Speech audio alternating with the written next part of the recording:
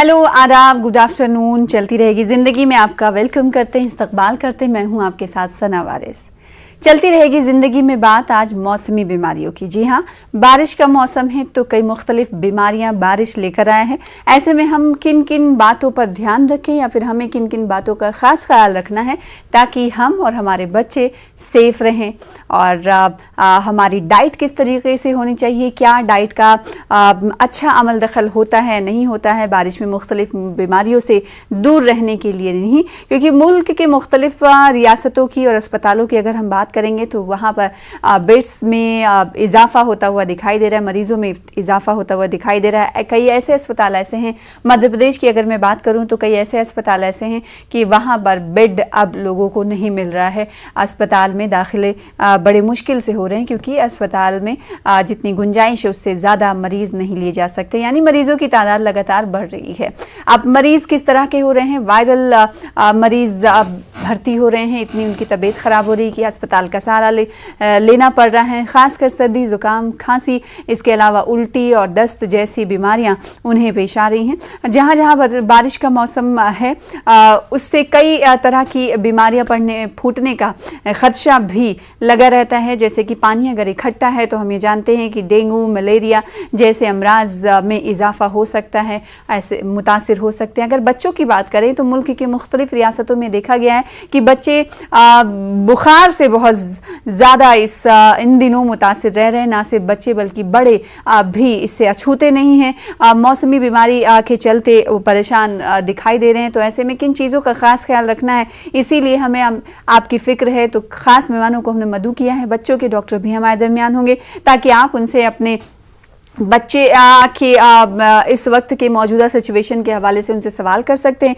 इसके अलावा एक और ख़ास मेहमान भी हमारे दरमियान होंगे, डॉक्टर मोहसिन वली साहब, जिनसे आप कई तरह के सवाल कर सकते हैं। अगर आपको किसी भी तरह की बीमारी है और आप उनसे सलाह मशवरा लेना चाहते हैं कि आगे आपको क्या करना चाहिए, किस डॉक्टर से कंसल्ट करने की ज़रूरत है, या फिर कुछ चेंजेस आप अपने अंदर देख रहे हैं या आप अपने घर वालों के अंदर या बच्चों के अंदर देख रहे हैं, तो आपको कहाँ और किधर जाने की ज़रूरत है, ये सलाह मशवरा घर बैठे हम आपको फराहम कर दें। इसीलिए डॉक्टरों का पैनल हमारे दरमियान मौजूद होता है। इस दोपहर को हम बातचीत करते हैं कि आखिर हमें इस बीमारी से, इस वबा से बचना है तो क्या करना होगा। कोरोना की बात हम इसलिए करते हैं क्योंकि कोरोना भले ही उसके केसेस इन दिनों कम आ रहे हों, लेकिन इसका ख़तरा लगातार मंडरा रहा है। इस ख़तरे के बीच मंकी पॉक्स ने भी परेशानी बढ़ा दी है। आज मुश्तबा मरीज़ भी और मिले हैं। दिल्ली की अगर बात करें तो दिल्ली में और भी मुश्तबा मरीजों की तादाद जो है बढ़ती हुई जा रही है। तो ऐसे में कोरोना से बच ही रहे हैं, दूसरी तरफ मंकी पॉक्स के खतरे ने तशवीश और बढ़ा दी है। तो उधर मौसमी बीमारी भी लगातार लोगों को अपनी चपेट में ले रही है। तो हमें क्या ख्याल रखना है और किस चीज़ से बचना है, इन तमाम सवालों का जवाब देने के लिए हम यहाँ पर मौजूद हैं ख़ास डॉक्टरों के पैनल के साथ। डॉक्टर मोहसिन वली साहब हैं, सीनियर कंसल्टेंट मेडिसिन हैं। आपका वेलकम करते हैं सर, बहुत शुक्रिया ज्वाइन करने के लिए। अस्सलाम वालेकुम। इसके अलावा डॉक्टर अरुण शाह साहब हैं, सीनियर पेडियाट्रिशियन हैं, बच्चों के डॉक्टर हैं, क्योंकि बच्चों में भी इस वक्त बहुत सारी परेशानियाँ देखी जा रही हैं। इन्हीं परेशानियों को मद्देनज़र रखते हुए हमने आपको घर बैठे सलाह मशवरा देने का ये फ़ैसला किया है, लिहाजा हमने डॉक्टर अरुण शाह को मदऊ किया है। सबसे पहले मैं डॉक्टर मोहसिन वली साहब ये जानना चाहूँगी, बारिश का मौसम है, मुख्तलिफ बीमारियां अपने साथ लाया है। इन दिनों ऑफिस जाने वाले लोग हों या घर पे रहने वाले लोग हों, सभी मुतासिर पाए जा रहे हैं। ख़ास कर लूज़ मोशन, डिहाइड्रेशन की उनको प्रॉब्लम हो रही है, किसी को पानी की कमी हो रही है। तो क्या ये बारिश की वजह से, मौसम में तब्दीली की वजह से ऐसा हो रहा है या फिर कुछ और वजह है? अगर इससे बचा जाए तो कैसे? सही फरमाया आपने।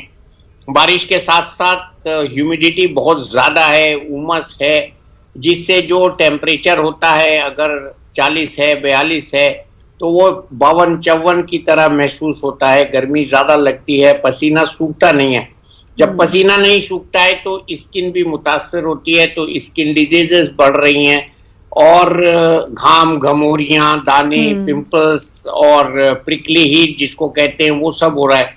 इसके साथ साथ आपने ठीक कहा कि डायरिया, डिसेंट्री, ये बहुत से लोग अभी भी आजकल के मौसम में बाहर खाना पसंद कर रहे हैं क्योंकि कोरोना में गए नहीं थे, खूब जा रहे हैं और बाहर का खाना खा रहे हैं और इस तरह के खाने खा रहे हैं बच्चे, जैसे मोमोज होते हैं, पिज़्ज़ा होती है, नूडल होता है, और बाहर के खाने में और भी खाने होते हैं जो रूटीन खाने होते हैं, और इस तरह के खाने खाने के बाद बीमार हो जाते हैं। और बाहर का खाना हम जिसको कह रहे हैं, इसका मतलब ये कि वो फूड कहीं ना कहीं अनहाइजीनिक हाथ से छूकर आता है या अनहाइजीनिक बर्तनों में परोसा जाता है। मैं ये नहीं कहता कि हर खाने में इन्फेक्शन होता है, बल्कि हमारे यहाँ जो बर्तन को वॉश करने का कल्चर है, हाथों को वॉश करने का कल्चर है, वो भी बहुत डिफेक्टिव है। इसके अलावा लीवर का भी हो सकता है, हेपेटाइटिस टाइप की बीमारियां, मच्छर बहुत हो रहे हैं, किसी मोहल्ले में तो नाले हैं तो वहाँ पानी इकट्ठा हो जाता है तो मच्छर होते हैं। तो अभी आने वाले दिनों में हमको देखना पड़ेगा, कॉशियस रहना पड़ेगा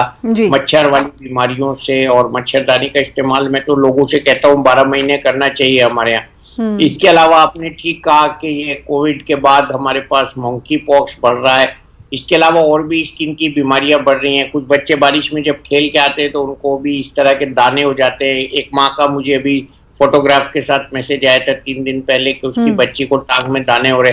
फिर उन्होंने बताया कि बाहर स्विमिंग करके आई है, बारिश में भीग भी गई थी, तो उसको फिर अजीब तरह के दाने थे जिनको हम कह सकते हैं कि फ्रंकिल या फ्रंकुलोसिस होती है। तो स्टेप्टोकोकल स्किन में होता है तो उससे फ्रंकुलोसिस भी हो जाती है। तो इस तरह से मुख्तलिफ तरह के इन्फेक्शंस को हम कह सकते हैं इस मौसम में बढ़ावा मिलता है। और इसके साथ साथ जब हम डरे हुए हैं कोरोना से, डरे हुए हैं अपनी इम्यूनिटी से, और डरे हुए हैं मंकी पॉक्स की आमद से, आज भी केस बढ़े हैं 2 मंकी पॉक्स के, तो दिल्ली एनसीआर में मिला के मेरे ख्याल से अब 4 केसेस हो गए हैं।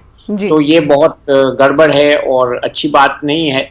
तो ये इसमें हमें बहुत ज़्यादा सावधानी रखनी है, बहुत ज़्यादा अलर्ट रहना है, और गवर्नमेंट हमेशा ऐसे इसके बारे में अलर्ट रही है। जब केरला में आउटब्रेक हुआ था तब भी अलर्ट रही थी, तो अभी भी हम लोग अलर्ट हैं। DGHS ने, ICMR ने और मिनिस्ट्री ऑफ हेल्थ ने, सब ने ज्वाइंटली इसके लिए गाइडलाइंस इशू कर दी हैं, और उसका मैं देख रहा हूँ कुछ हद तक पालन भी हो रहा है। लेकिन हमको इसमें वही सावधानियां रखनी है, वही प्रिकॉशंस रखनी है, जिसमें सबसे पहले मास्क लगाना आता है, उसके बाद डिस्टेंसिंग आता है, और उसके बाद हैंड सैनिटाइजेशन आता है।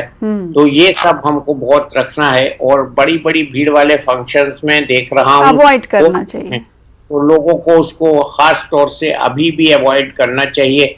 तमाम मंकी पॉक्स जैसे बीमारी को लेकर सतर्क रहने की जरूरत है कोरोना के हवाले से, तो आपको मालूम ही है। लेकिन कोरोना के जो एप्रोप्रिएट बिहेवियर थे उस पर अगर आप अमल करते हैं तो तमाम चीज़ों से आपको छुटकारा, यानी बीमारियां आपके इर्द गिर्द नहीं घूम सकती हैं।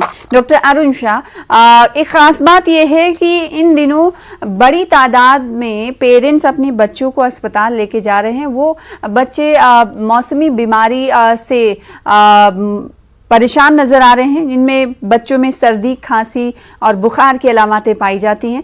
बच्चों में ये बुखार इतनी ज़्यादा हो जाता है कि 3 से 4 या 5 दिन गुजर जाता है। ऐसे में कई जगह ये देखने को मिलता है कि वो घरों पर ही ट्रीटमेंट करते हैं बच्चे का, पट्टी वगैरह जो घरेलू तरीक़े होते हैं। तो क्या ये घरेलू जो तरीक़े हैं वो असरदार होते हैं या नहीं होते, या फिर आप का ये कहना है कि जो बच्चे अगर बुखार में मुब्तला हैं तो फ़ौरन डॉक्टर के पास जाएं और उनका चेकअप कराएं? और ये किस वजह से अभी हो रहा है? क्या जो बड़ों को हो रहा है वही वजह इन पर भी लागू होती है? हमारे ये है वो, जब हम बात करते हैं सर्दी खांसी बुखार की, तो एयरबॉर्न ट्रांसमिशन होता है, और ये एयरबॉर्न ट्रांसमिशन घर के मेंबर से ही होता है। जो मोस्टली वायरल इन्फेक्शंस होते हैं, इन्फ्लुएंजा, पारा इन्फ्लुएंजा, RSV वायरस, मोस्टली यानी कि वायरल इन्फेक्शंस होते हैं। और वायरल इन्फेक्शंस की एक खासियत यह है कि शुरू में वो काफी तेज बुखार होता है, और उसमें हिस्ट्री होती है कि घर के लोग भी बीमार हैं, और सिर्फ बुखार ही नहीं होता, उसके साथ उसको नजला भी होता है, खांसी भी होती है, उसकी आंख भी, कंजक्टिवाइटिस भी होती है, यानी वो कई तरह के ऑर्गन्स को इन्वॉल्वमेंट करती है। लेकिन शुरू में तेज बुखार होता है, उसके बाद धीरे धीरे 3 से 4 दिन में वो बुखार सिर्फ पैरासीटामोल से और रेस्ट से और प्रॉपर हाइड्रेशन से ठीक हो जाता है। बिल्कुल। अरुण शाह साहब, आपकी आवाज हम तक नहीं पहुंच पा रही, शायद म्यूट हो चुका है फोन आपका, अनम्यूट कर दीजिएगा। आप बच्चा अगर बुखार से पीड़ित है जी, और बुखार है और सिर्फ उसको सर्दी खांसी भी है और वो बच्चा देखने में ठीक लग रहा हो, उसका वेल लुकिंग है बच्चा, बट वेल लुकिंग है और इन लुकिंग नहीं है, तो ऐसे केसेस में डॉक्टर के पास तुरंत ले जाने की जरूरत नहीं।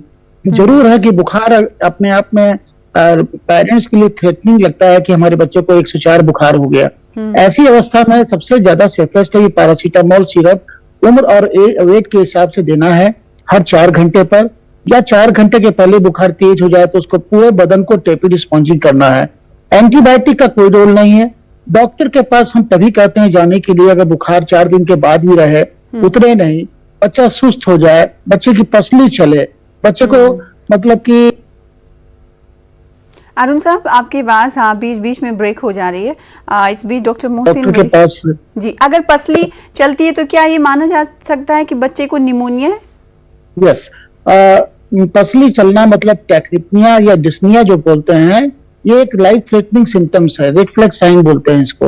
अगर बच्चा, मैंने कहा ना कि इन लुकिंग है, उसकी सांस तेज चल रही है, बच्चा एकदम सुस्त हो गया है, ऐसी अवस्था में डॉक्टर के पास मतलब कि निकटतम चिकित्सक केंद्र के चिकित्सक के पास जाना चाहिए, उसमें विलंब नहीं करना चाहिए। लेकिन एक साथ ये भी बता देना चाहता हूँ कि ज्यादातर केसेस में वायरल इन्फेक्शन सेल्फ लिमिटिंग होते हैं, वो रेस्ट से, प्रॉपर हाइड्रेशन से, रिच डाइट से और पैरासीटामोल से और स्पॉन्जिंग से वो ठीक हो जाते हैं। इसलिए पैनिक ही नहीं होना है कि मेरे बच्चे को बुखार हो गया है। बुखार है, बच्चा आपका देखने में ठीक है, खेल कूद रहा है, don't worry about that, at least for 3 to 4 days। But अगर बच्चा आपका बीमार लग रहा है, एकदम सिक लग रहा है, इल लुकिंग लग रहा है, उसको मतलब कि कुछ भी खा नहीं रहा है, निढाल हो गया है, सांस तेज चल रही है, ऐसी अवस्था में अब अगर हम वाटर बॉर्न डिजीज की ही बात करें तो वाटर बॉर्न डिजीज खास करके बरसात के मौसम में होती है, बिल्कुल जैसा कि डॉक्टर साहब ने पहले भी कहा कि दूषित पानी से, दूषित खाने से होती है, बाजार के खाने से होती है। अगर हम लोग हमेशा ये कहते हैं कि खाना जो है वो फ्रेश खाना खाइए, हैंड से, और हाँ, हैंड हाइजीन सबसे ज्यादा महत्वपूर्ण है। पानी जो है 2 साल के बच्चे को हम कहते हैं कि पानी उबाल करके ठंडा करके पिलाइए, क्योंकि आज भी हिंदुस्तान में जो सेफ वाटर है वो मैसर नहीं है लोगों में, आम जनता में।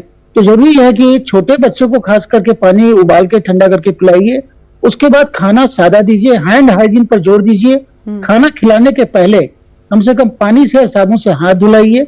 और जहां तक मतलब यह है कि भीड़ भाड़ वाली जगह में जाने से एयरबॉर्न इन्फेक्शंस का बहुत ज्यादा डर है, और बाहर में खाना तो समझ लीजिए कि एक तरह से जहर है। बाहर का खाना बिल्कुल नहीं खिलाइए, घर का ताजा खाना खिलाइए, बासी खाना नहीं खिलाइए। और समय समय पर उसको जो कहते हैं ना कि टीकाकरण, उसमें एक रोटा वायरस टीका भी है जो कि भारत सरकार ने राष्ट्रीय टीकाकरण कार्यक्रम के तहत 6 हफ्ता, 1.5 महीना, 2.5 महीना, 3.5 महीना पे देने का प्रावधान किया है। वो डायरिया के सबसे ज्यादा गंभीर परिणाम जो रोटा वायरस डायरिया होता है उसको दूर करने के लिए है। तो अगर हम ऐसा कर सकते हैं कि अगर पब्लिक अवेयरनेस, जो कहते हैं इंफॉर्मेशन, एजुकेशन, कम्युनिकेशन के द्वारा लोगों में ये कहें कि साहब हम सावधानी बरतेंगे तो निश्चित रूप से हम बीमार कम पड़ेंगे। अगर हम बीमार पड़ते भी हैं तो जैसे अगर हमारा किसी को, बिल्कुल जाहिर सी बात है, कम्युनिकेशन यानी लोगों को पता होना चाहिए कि अगर वो बीमारी से बचना चाहते हैं तो उन्हें क्या क्या सावधानियां बरतनी चाहिए। अगर इसका उन्हें इल्म है तो बहुत सारी बीमारियों से बचा जा सकता है। अगर कोई डायबिटिक पेशेंट हो और उसे मालूम है, पहले से तो उसे मालूम ही नहीं है कि उसे शुगर है या नहीं है, अगर उसे पता चलता है तो वो दवाएं खाने लगता है। गाँव तक ये अभी तक इंफॉर्मेशन नहीं पहुंच पाती है कि आखिर उन्हें किन किन चीज़ों का खास ख्याल रखना है या नहीं रखना है। तो ऐसे जो टिप्स अगर घर बैठे उन्हें मिल जाएं, बहुत सारे अफसरान की तरफ से डोर टू डोर जाकर उन्हें समझाया भी जाता है, लेकिन अभी भी आज इसकी कमी है। बजाते खुद कई सारी एनजीओज भी हैं जिनकी तरफ से ये काम किया जाता है कि ताकि लोगों को अवेयर किया जाए, अवेयरनेस फैलाया जाए। डॉक्टर मोहसिन वली साहब, जैसे कि डॉक्टर अरुण शाह ये कह रहे थे कि बच्चों की डाइट के हवाले से उन्होंने बात कही कि ये चीज़ें उन्हें खिलानी चाहिए, बाहर की चीज़ें नहीं खिलानी चाहिए। एक आम तौर पर आप क्या कहना चाहेंगे कि अगर बारिश का मौसम है, इस मौसम में सही डाइट यानी हम कहें कि बहुत जरूरी होती है? हाँ, बारिश के मौसम में कुछ सब्जियां हैं, कुछ दालें हैं और कुछ ऐसी घरेलू चीजें हैं जो हम लोग घर में बनाते हैं और फॉर ए चेंज बहुत अच्छा लगता है। जैसे पुरानी लेडीज बढ़िया बनाती थी, पहले से बना के रख लेती थी। लौकी के पत्ते की सब्जी होती है, और बहुत सी सब्जियां जो आजकल के मौसम में आ रही हैं सभी बहुत मजे की लगती हैं। कुछ दालें होती हैं जो लेडीज जानती हैं, किस दाल का मजा अच्छा आता है इस मौसम में। जी। और सादा खाना जिसमें ओनियन जरूर होनी चाहिए, लेमन होना चाहिए, सलाद होनी चाहिए और अच्छे से धो के सलाद को खाना चाहिए। सलाद से भी काफी वो सिस्टिसरकोसिस का इन्फेक्शन कभी कभी हो जाता है अगर हाइजीनिक नहीं होती। तो ये चीजें हैं। खाने में दही का इस्तेमाल बहुत जरूरी है और रायता बना सकते हैं दही का। सादा खाना, कम मिर्चों का जिन्हें खाना सर्दी और होना जुकाम हो उन्हें दही नहीं लेना चाहिए, मतलब इस मौसम में आप ये भी नहीं, जोड़ना। दही तो एक बड़ों के लिए मैं बता रहा हूँ, ओके, पर्सनल चॉइस है। जुकाम में तो कोई नहीं खाएगा। जी। मैं ये कह रहा हूँ कि हमारी डाइट में हेल्दी चीजें होनी चाहिए, क्या होनी चाहिए? जी। जिसमें घर की बनी हुई चीजें होनी चाहिए और बाहर का खाना नहीं होना चाहिए। नॉनवेज और अगर इस मौसम में अगर ले रहे हैं तो सही डाइट में शुमार होता है? जी हाँ जी। नॉनवेज अगर ले रहे हैं इस मौसम में तो वो सही डाइट में शुमार होता है इन दिनों? मार्मलेट नॉनवेज का तो देखिए एक तरीका होता है खाने का। नॉनवेज में मैं यही बताता हूँ सब लोगों को कि मसाला कम से कम होना चाहिए, फ्रेश खाना चाहिए उसको और रखकर नहीं खाना चाहिए। ऐसी चीजें उसकी नहीं बनानी चाहिए जो हाथ से ज्यादा छुई जाती हैं, जैसे कबाब वगैरह हैं। खाना जो गरम खाया जाता है, जो फ्रेश होता है और जो ताजा खाया जाता है वो खाना हेल्दी होता है। जो खाने हम लोग रख देते हैं फ्रिज में 2-2, 3-3 दिन रखने के बाद फिर गर्म करके खाते हैं, कहीं ना कहीं उन खानों में कुछ बदहजमी हो जाती है खाने से या कुछ फ्रेशनेस कम हो जाती है। तो मैं हमेशा यही कहता हूँ कि जो खाना बच जाए उसको डिस्कार्ड कर देना चाहिए और ऐसी चीजें ताजी जो होती हैं, मसलन जाड़ों में बच्चे बहुत आराम से कॉर्न खा सकते हैं, कॉर्न खाते हैं, बहुत मजा देता है बारिश के मौसम में। तो ऐसी फॉर ए चेंज कुछ चीजें होती हैं, ना कि बाजार से ऐसी चीजें मंगाई जाएं जिसमें बहुत अनहाइजीनिक कच्चा खाना होता है। जो मोमोज की मैं मिसाल देता हूँ लोगों को, इनवेरिएबली उसके खाने के बाद लोगों को इन्फेक्शन हो जाता है। तो कहने का मतलब ये है कि ताजे फल, सब्जियां, रेनबो वाली प्लेट जिसमें सब रंग हों और जो फल हैं उनको, आजकल आम बहुत अच्छा रहा है, इंडिया में अब जाने वाला है आम का सीजन भी। तो आप ताजे फल खाइए, फ्रेश फ्रूट्स, जिनको डायबिटीज नहीं है वो जूस भी निकाल के पी सकते हैं। और रोटी का इस्तेमाल इस तरह से करें कि कम रोटी हो। और वेजिटेरियन खाने की भी बात करूंगा, जो उसमें हम वेजिटेबल्स खाते हैं, हम कहीं ना कहीं वेजिटेबल का अमाउंट कम कर देते हैं और रोटी का अमाउंट बढ़ जाता है, ज्यादा कर देते हैं। जी। तो हमको वेजिटेबल खाना है और अच्छी तादाद में खाना है, वेजिटेबल्स खाना है, राइस खाना है। राइस को हम बहुत अच्छी तरह, कई तरह का जीरे का या सब्जियों के मिला के उसका पुलाव बना सकते हैं, जीरा पुलाव बना सकते हैं। और फॉर ए चेंज हमारा क्या होता है ना, मोनोटोनी हो जाती है ना खाने में, तब बच्चे कहते हैं मम्मा आज बाहर से खाना मंगाओ। हाँ। तो ये मोनोटोनी नहीं होनी देनी चाहिए। और कुछ खाने अब मम्मियां घर पे बनाने लगी हैं, जैसे पिज्जा है, पिज्जा घर पे बनाने लगे हैं, उसका सामान लाके घर पे बनाने लगे हैं। तो ऐसी चीजें बच्चों को, एग का भी इस्तेमाल बहुत अच्छी तरह से करना चाहिए और एग से ज्यादा अच्छा प्रोटीन किसी में नहीं होता। जो लोग एग नहीं खाते उनके लिए पनीर है उसका रिप्लेसमेंट, दूध है उसका रिप्लेसमेंट। तो ये सब चीजें जो अच्छी हैं उनको हमको खाना चाहिए। खाने में साफ सफाई का ध्यान रखना चाहिए, फ्रेशनेस का ध्यान रखना चाहिए और फ्रूट्स को उसमें शामिल करना चाहिए। और कच्ची सब्जियों की जगह पकी हुई सब्जियां खानी चाहिए। कच्ची कोई भी चीज सलाद में ऐसी नहीं खानी चाहिए जिसको हम पका के खा सकते हैं। जिसका मतलब मेरा ये है कि हमको सलाद में वही चीजें काटनी चाहिए जो हम पकाते नहीं सकते। जी, तो वो इस तरह की बरसात के मौसम में अवॉइड करनी चाहिए, अदर सीजन में तो कम होता है। बिल्कुल। डॉक्टर अरुण शाह साहब, इस बात को मैं आगे बढ़ाते हुए एक सवाल मैं आपसे मैं लौटूंगी डॉक्टर मोहसिन वली साहब आपके पास। डॉक्टर अरुण शाह साहब, क्योंकि थायराइड एक आम सी बीमारी बनती हुई जा रही है। अगर माँ को थायराइड है और उसका 4 या 5 महीने का बच्चा है, तो क्या लगता है कि थायराइड की जांच बच्चे की करानी चाहिए? और ये क्या लगता है कि मुमकिन होता है कि माँ को अगर माँ को थायराइड है तो बच्चे को भी हो सकता है, यानी छोटे बच्चे को भी हो सकता है जिसकी उम्र 5 से 6 मंथ ही हो? देखिए, 2 बातें आपको बता देना चाहूंगा मैं कि हमारा जो NNF है, नेशनल न्यूरोलॉजी फोरम, और जो इंटरनेशनल जो गाइडलाइंस है उसके हिसाब से हर जन्मजात बच्चे को न्यूबॉर्न बेबी का स्क्रीनिंग होता है, बेसिक स्क्रीनिंग। तो बेसिक स्क्रीनिंग में थायराइड का टेस्ट होता ही होता है, चाहे वो history of hypothyroidism in the mother हो या ना हो, उससे कोई मतलब नहीं है। वैसे भी कोई डॉक्यूमेंटेड एविडेंस नहीं है कि माँ को अगर थायराइड है तो बच्चों को भी थायराइड होगा। लेकिन रूटीन स्क्रीनिंग जैसे हम लोग हर बच्चों का, जन्मजात बच्चों का कराते हैं, चाहे 1 महीना पर जो बच्चे आते हैं, 2 महीने पर आते हैं, 4 महीने पर आते हैं, उनका हम थायराइड फंक्शन टेस्ट जरूर कराते हैं। क्योंकि थायराइड जो हाइपोथायराइडिज्म या थायराइड डिसफंक्शन जो है दुनिया में सबसे ज्यादा है न्यूबॉर्न डिजीज में। न्यूनेटल जो डिजीज होती है जो कहते हैं, उसमें सबसे ज्यादा है। और इसको कहा जाता है कि most the commonest preventable cause of mental retardation. क्योंकि अगर आपने समय पर इसका इलाज कर लिया बच्चे में, तो उसका शारीरिक, मानसिक और इंटेलेक्चुअल जो ग्रोथ होता है वो नॉर्मल होगा। जितना लेट होगा उसमें फिर क्रिटिनिज्म और ग्रोथ डेवलपमेंट नहीं होगा। इसलिए जरूरी है earlier the diagnosis better is the outcome. So thyroid test now has become a mandatory. विदेशों में तो कम से कम 52 टेस्ट होते हैं बच्चों के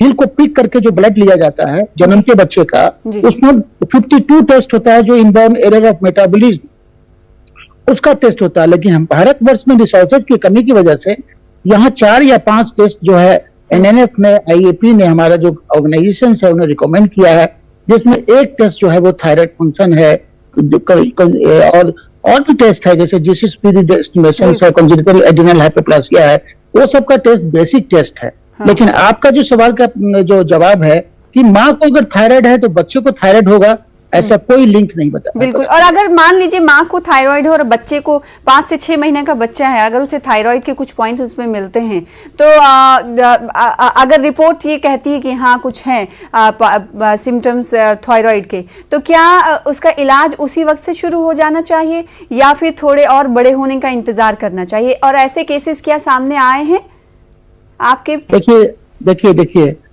थायराइड जो है, जिसमें कि हम जब कहते हैं तो थायरोक्सिन हार्मोन ऐसा होता है जो कि शरीर के ग्रोथ एंड डेवलपमेंट, खासकर के ब्रेन के डेवलपमेंट पर बहुत उसका असर आता है। अगर 2 साल के बाद अगर किसी बच्चे का थायराइड का टेस्ट होगा या थायराइड का इलाज होगा, तब तक तो उसका ब्रेन मतलब कि इरिवर्सिबल डैमेज हो जाएगा। आइडिया है कि जन्मते बच्चा जितना जल्दी डायग्नोसिस हो, जितना जल्दी ट्रीटमेंट हो। हम लोग 4 दिन के बाद, जब बच्चा जन्म लेता है उसके 4 दिन के बाद, 5 दिन के बाद उसका जो रिकमेंडेशन, जो सिफारिश है उसके हिसाब से हम लोग उसका थायराइड फंक्शन टेस्ट कराते हैं। और जिसका भी थायराइड फंक्शन गड़बड़ है उसको उसी समय उसके एज और वेट के हिसाब से हम लोग थायरोक्सिन शुरू कर देते हैं, ताकि कि इस बच्चे का दूरगामी कोई भी मतलब कि एडवर्स इसका इफेक्ट नहीं हो। इसलिए earlier the diagnosis, earlier the treatment, better is the outcome. तो ये आप लोगों की तरफ से जांच किया जाता है।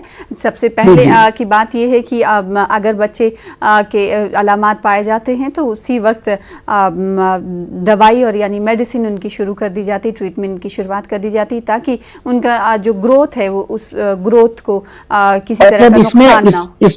इसमें मैडम यही कहा जाता है कि treatment delayed is treatment denied. जैसे justice delayed is justice denied. Yes, वही वाला फंडा इधर मतलब अपना सकते हैं। डॉक्टर मोहसिन वली साहब, मैं आपसे ये सवाल करना चाहूंगी, बहुत सारे केसेस में सुनने को मिलता है, आसपास लोग हैं वो यूरिक एसिड बढ़ गया है ऐसा बोलते हैं। तो यूरिक एसिड का कॉज क्या है मैं जानना चाहूंगी, और इससे बचाव के तरीके क्या हैं, इसके पीछे होने की वजह क्या है, बताइएगा। क्योंकि आजकल पैरों में किसी की झुंझुनाहट होती है, कोई चल नहीं पाता है। कई सारे लोगों ने सवाल भी किया कि जब आप प्रोग्राम करिएगा तो इस हवाले से पूछिएगा भी, तो मैंने कहा मोहसिन वली साहब आएंगे, मैं उनसे जरूर पूछूंगी। जी, आपने बहुत आज आप बहुत तैयारी करके आई हैं। नहीं तैयारी नहीं, बस जब आसपास लोग होते हैं उनकी बहुत सारी परेशानियां रहती हैं, तो मैं सोचती हूँ चलिए अपने शो के जरिए ही पूछ लिया जाए। के लिए आपको मैं शाबाशी और मुबारकबाद देता हूं, क्योंकि अक्सर जब हम किडनी का फंक्शन टेस्ट कराते हैं तो उसमें करीब 50% लोगों का यूरिक एसिड नॉर्मल रेंज से बाहर होता है। खास तौर से वो लोग जो रेड मीट ज्यादा खाते हैं उनका यूरिक एसिड बढ़ जाता है। लेकिन यूरिक एसिड बढ़ने से जो जॉइंट्स की बीमारी होती है, खास तौर से उसको हम गाउट कहते हैं और उसको हम गाउटी आर्थराइटिस कहते हैं, और कभी कभी ये कंडीशन बहुत पेनफुल हो जाती है, उसको हम एक्यूट गाउट कहते हैं। इसको टोफाई भी कहते हैं, जॉइंट में जो गांठें बन जाती हैं। तो गाउट जो है ये बहुत ही जानलेवा दर्दनाक एक्सपीरियंस है, जिसमें यूरिक एसिड के क्रिस्टल्स जो जॉइंट की साइनोवियल मेम्ब्रेन होती है उसमें त्रिशूल की तरह, शूल की तरह, कांटे की तरह, नश्तर की तरह चुभते हैं और इसमें सुखी आ जाती है, जॉइंट पे रेड स्वेलन जॉइंट हो जाते हैं। और वो हाइपर यूरिसीमिया जो गाउट को प्रोड्यूस करता है वो एक अलग डिजीज है, और नॉर्मल एक हाइपर यूरिसीमिया होता है वो हार्ट के लिए और किडनी के लिए भी थोड़ा खतरनाक होता है, कुछ हद तक लीवर के लिए भी खतरनाक होता है। लेकिन यूरिक एसिड का पर से बढ़ना गाउट के बगैर, इसमें एक बात जाननी सब लोगों के लिए बहुत जरूरी है। अगर किसी का यूरिक एसिड रेंज से बाहर हो, 5.5 या 6.5 से ज्यादा हो, 7 या 8 होता है रिपोर्ट में तो हाईलाइटेड होता है, 9 होता है हाईलाइटेड होता है, लेकिन ये डॉक्टर्स को बताया जाता है। मुझको भी ये बहुत बाद में पता लगा कि हमको इस थोड़े से हाई यूरिक एसिड के लिए दवाई नहीं लेनी है, उसके लिए हमको डाइट से मॉडिफिकेशन करना है और दवाई नहीं लेनी है। 12 के ऊपर या 13 के ऊपर जब यूरिक एसिड हो जाए तो उसके लिए हमको हल्की दवा लेनी है। इसमें खास तौर से मैं बता सकता हूँ, यहाँ कोई ऐसी बात नहीं है, कॉमर्शियल ट्रेड सीक्रेट नहीं है। एक ज़ाइलोरिक एक दवा होती है एलुपुरिनॉल, बहुत मशहूर पुराना ब्रांड है, सबको पता होता है, हमने बचपन से देखा है, बहुत पुरानी कंपनी की ये दवा होती है एलुपुरिनॉल। और दूसरी नई दवाई है फेब्युक्सिटेट, फेब्यूटास के नाम से आती है और भी कई नामों से आती है। तो ये दवाओं का इसकी डोज कम है फेब्यूटास की, और ज़ाइलो की डोज 200 से 300 मिलीग्राम, कभी ज्यादा भी हो सकती है। ठीक है जी, बिल्कुल। क्योंकि वक्त की बहुत कमी है और तफसील से इस पर मैं बातचीत करना चाहती हूँ। अगली बार जब मुलाकात होगी तो मैं चाहूँगी कि तफसील से इस पर मैं बातचीत करूँ। कुछ लोगों का ये भी मानना है कि जो डायबिटिक होते हैं या फिर जिन्होंने टेस्ट नहीं कराया है, जिनको शुगर होता है, हो सकता है कि उनके पैरों में जलन शुगर की वजह से हो रही, तो क्या ये चांसेस हैं या नहीं है, इस हवाले से मैं अगले प्रोग्राम में आपसे मुलाकात करते हुए बात करूँगी। बहुत शुक्रिया अरुण शाह साहब, मोहसिन वली साहब हमारे साथ जुड़ने के लिए। फिलहाल इसी के साथ मुझे दीजिए इजाज़त। देखते रहिए न्यूज़ 18 उर्दू, चलती रहेगी जिंदगी। आदाब।